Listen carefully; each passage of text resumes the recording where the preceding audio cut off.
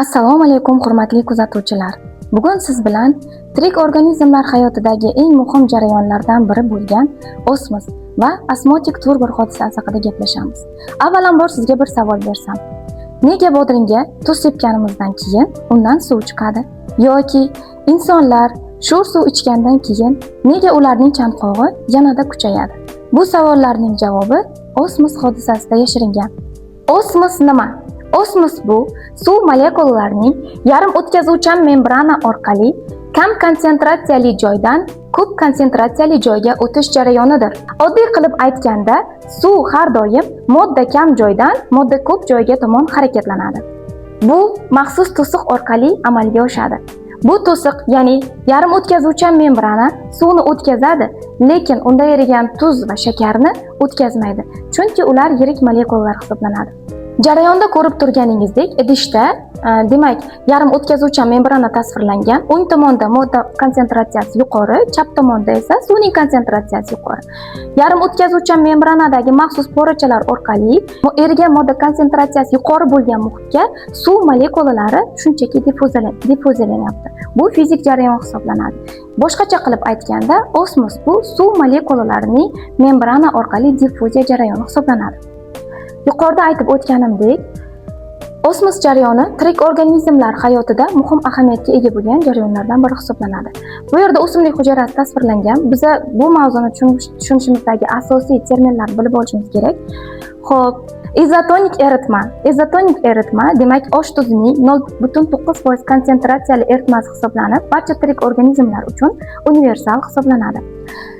Gipotonik eritma. Gipotonik eritmalar demak bu osh tuzining 0.9% konsentratsiyasidan past bo'lgan, ya'ni 0.8-0.7 konsentratsiyali eritmasi hisoblanadi.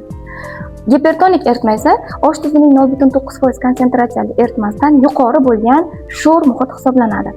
O'simlik hujayralarida boradigan osmos jarayonini keling tajribada kuzatamiz. Keling endi o'simliklarda boradigan osmos jarayonini kartoshkada ko'rib chiqsak. Buning uchun endi bizga kerak bo'ladi ikki xil eritma.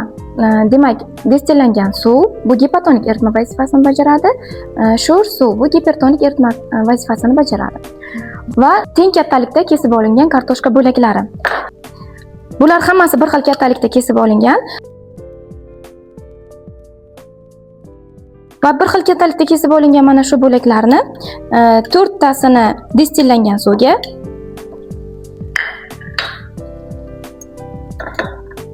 to'rttasini gipertonik eritmaga, ya'ni osh tuzining yuqori konsentratsiyali eritmasiga solib olamiz va biroz kutamiz. Biroz vaqt o'tgandan so'ng, demak, gipotonik eritmaga solingan dastlab kattaligi 5,5 sm bo'lgan kartoshka bo'lagini endi o'lchab ko'rsak, 5 sm 7 mm bo'lganini, gipertonik eritmaga solingan kartoshka bo'lagini dastlab bo'lgan 5,5 sm edi. Endi o'lchab ko'rsak, buni 5 sm 3 mm bo'lganligini kuzatishimiz mumkin. Bu tajribadan kuzatiladigan natija shunday bo'ladiki, destillangan, ya'ni gipotonik eritmaga solingan kartoshka bo'laklarini ichiga, kartoshka hujayralarini ichiga eritma tarkibidagi suv kirgan va kartoshkani hajmi ortgan.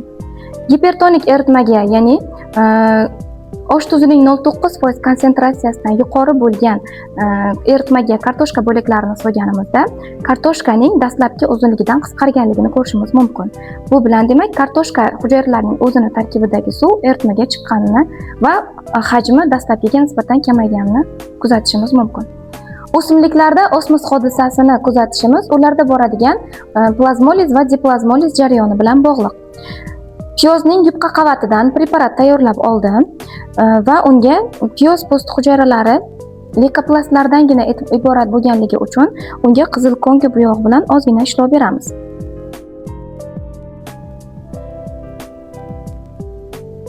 Va qoplag'ich oyna bilan yopamiz.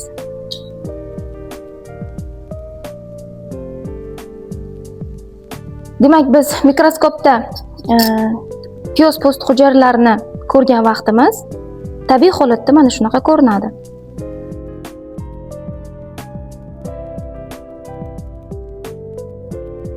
Ko'rib turganingizdek, piyoz hujayralari suv tomchisida tabiiy holatda mana shunaqa ko'rinadi. Keyin bu preparatimizga gipertonik eritma bilan ta'sir ettirganimizda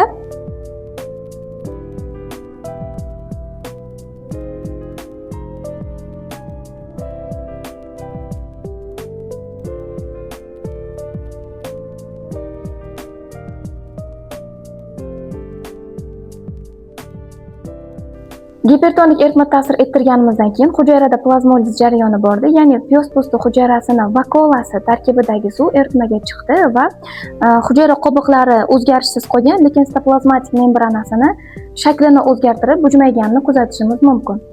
Gipertonik eritmadagi bu preparatimizga destillangan suvdan yana bir tomchi tomizib, yana mikroskopda kuzatadigan bo'lsak, biroz kutganimizdan so'ng yana hujayralar asli o'zini avvalgi holatiga qaytganini ko'rishimiz mumkin.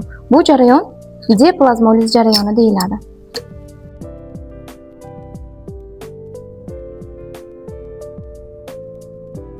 Shunday qilib, hujayrada boradigan plazmoliz va diplazmoliz jarayonlari ham osmos hodisasiga asoslangan.